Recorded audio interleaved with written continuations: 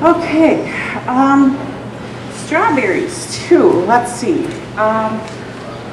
You know, all fruit is different. Like I had to buy these strawberries in the freezer section of the grocery store. This is about 4 pounds I went with today.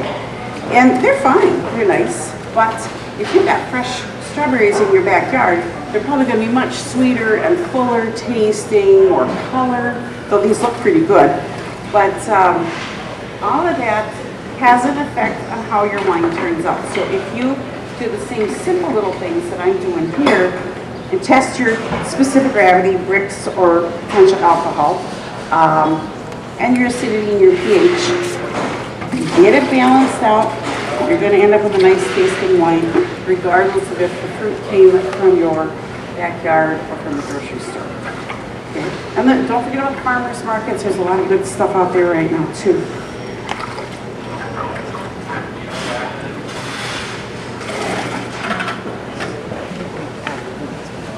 That little swirl. Who's got strawberries in their yard? Anybody? Okay, yeah. Strawberry wine can be pretty good. I have found with strawberries, it always takes on a more orangey color. I always think, oh, it would be this pretty reddish pink, but it always gets sort of this golden orangey color. That's natural, it's normal, don't worry about it. Okay. Another thing I've had soaking away in here, this is one thing, strawberries, every fruit has its own ups and downs, but strawberries are so pulpy. I put them in a very fine mesh straining bag, really fine. I'll just pour it right on through and it'll catch the pulp. Does anybody want to hold the bag open for me? Can we get a helper? Thank you. Okay.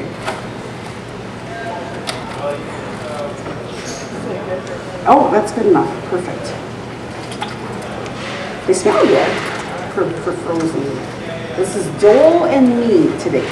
And I was going to pull in a couple cans of the, we sell big cans of like both strawberry and the rhubarb concentrates, and they work out pretty well, actually. But, you know, a lot of people are making this stuff because you've got fresh produce in your backyard. But if you don't, we've got a lot of nice cans of, you've probably seen some of this stuff, but you can make pretty good wine out of some of those. So don't, or if you want to do a blend, like if you want to do strawberry kiwi and you don't have enough, maybe you have the strawberries but you don't have the kiwi, you can always buy a big can of kiwi and put in with it and create your own thing. I like to use,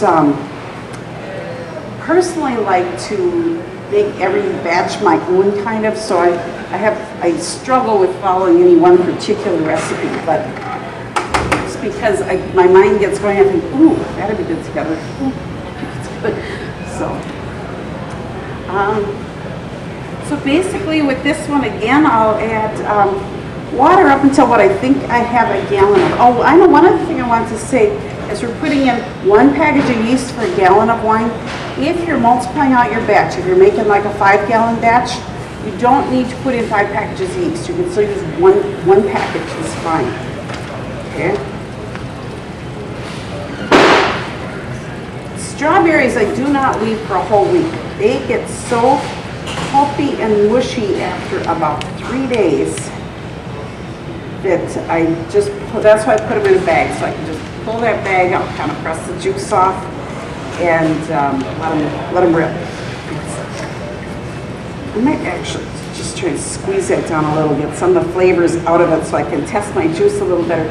One thing with some of these, when you've got it in a tight bag like this, your numbers are going to change a little bit from the first day to the second day. So if you weren't doing this in a class, you wanted to at least leave this sitting a few hours before you ran your tests. Even that would help because it would distribute the fruits into the water a little bit more.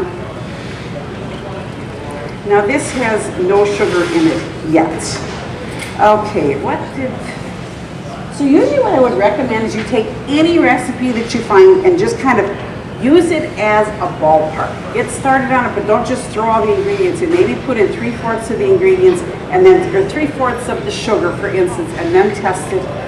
And do the same thing with the acid blend or something like that. If it calls for acid blend, it probably means it needs it, but you don't need to just put in a whole bunch because you can't take it back out, okay?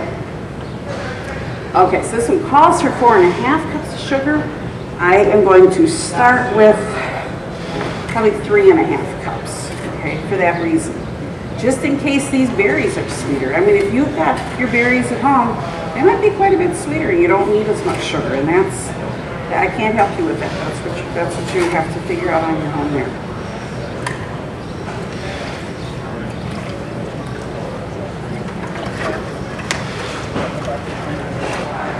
Same thing, you just need to stir it up. Oh, and the sugar, by the way, is just this is just beet sugar or cane sugar. I can't remember which one, but they both work fine. They're maybe not the exact amount of sweetness per cup, but if you're just going with Brix or specific gravity, you just put in however much you need. You can always use other stuff. You can use honey, you can use agave nectar. If you're using stuff like that, it changes up the flavor profile. So if you are putting honey in, all of a sudden you've got a strawberry mellow instead of a strawberry wine. It's going to take longer for it to ferment out. Usually anything with honey takes an extra year to age, more than your regular wines. And I always remind people, whatever you put in is going to change that flavor. So if you're putting honey in there, that changes it. If you want to use like lemons instead of using acid blend, you can do that, but then the lemon flavors come out again. So it's just a matter of thinking about what you want. Sometimes instead of putting in the tannin, I will throw in a few tea bags. That gives it sort of a similar stringency. All right, we're going to retest. I think I was kind of listen and feel for sugars. Who's made good fruit wines? I know Diane has. I've had some of hers. Who else? Are you making some good ones? What are your favorites? Oh, I know I've got some raspberry ones to die for. I love that stuff. Yeah, speaking of raspberry wine. Raspberry is good, but unless you've got your own vines, man, raspberries can be awfully expensive. Okay, so 3.5 cups of sugar brought this up to, that's a little tricky. So 1.070, I'm going to add another, I think I will be able to add the extra cup in here. Some people would not dump the juice back in. I've had this sanitized, I'm perfectly fine with it. I've never actually had a batch of wine go bad, so I'm maybe a little bit cavalier. I think the alcohol wine has a higher alcohol, and that can kind of help protect it a little bit better. Maybe you don't get, kills off a little bit more bacteria than like making a beer that's only 5 or 6% alcohol. How much alcohol do you put in your raspberry, or do you make that about 11%? So you're doing about the same thing there. Yeah, I do find sometimes, the one I'll go higher on is my cranberry wine, because that's a real heavy, full-bodied wine. That one can get up there at least, I think more like 13%, and that one can carry that very well because it's such a dominant kind of fruit. All right, that is that. Yep, that's at 1.090. We'll leave that alone, okay? So 4.5 cups of sugar, 4 pounds of strawberries from Sam's Club freezer section, brought that up to 1.090, okay? That does not necessarily mean that the next time I would buy the same bag from Sam's Club that I would get the same results. It can change every single time. Now normally, the strawberries have a high pH, low acidity. Oh, where are my pH test strips? Are they back there someplace? There they are. Hi, how are you? Thank you.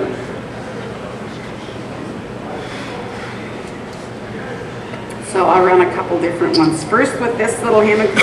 In truth, the reason I use this is because most people can afford these. These are $3.95 for 100 of them.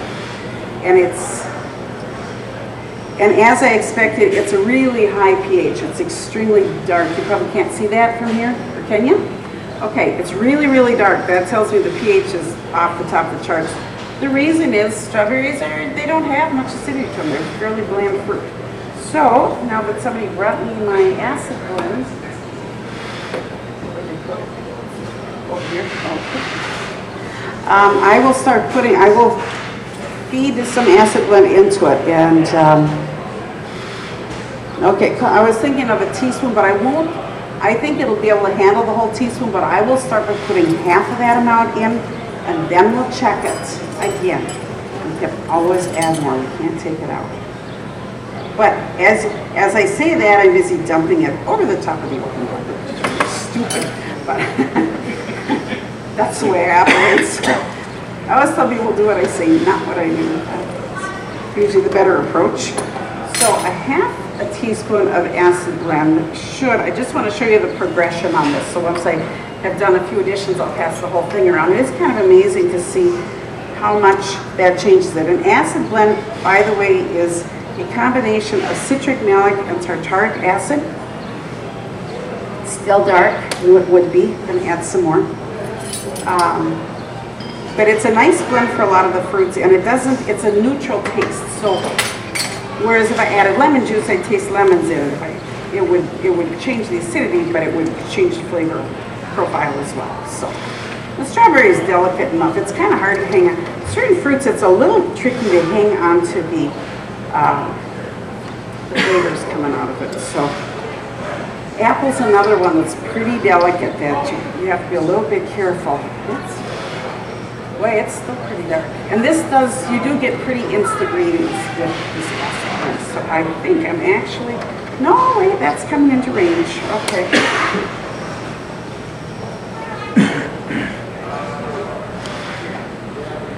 Getting there. I'm going to put in another 1/4 teaspoon.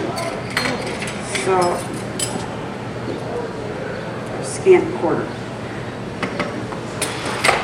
On this one, that doesn't mean the next one will be like that, just this particular batch, because I never have the exact amount of water, the exact same fruit.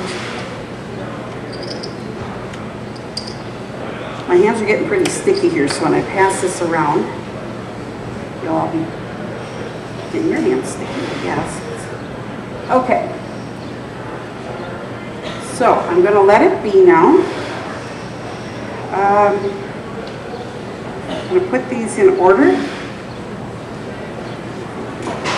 Can't remember those last two. Okay, but you can see how that has changed, okay? Should I walk it? Maybe I should just walk it back. I think I'll do that. This is too tricky. So you can see, although I have them in backwards order, how dramatically that changed by adding some acid blend in there. So it's not a high science type of pH, but you can make a lot of adjustments even for a few dollars. Acid blend. Acid blend is citric, malic, and tartaric acid blended together. Works really well on fruit wines. Okay. The other thing I did not do on my rhubarb wine I usually do is have people taste the juice. So if you'd like to taste this juice, I'm going to get out some spoons. Because I always think if you don't have any testing equipment, you should know how the juice should taste. So I'm going to grab some spoons.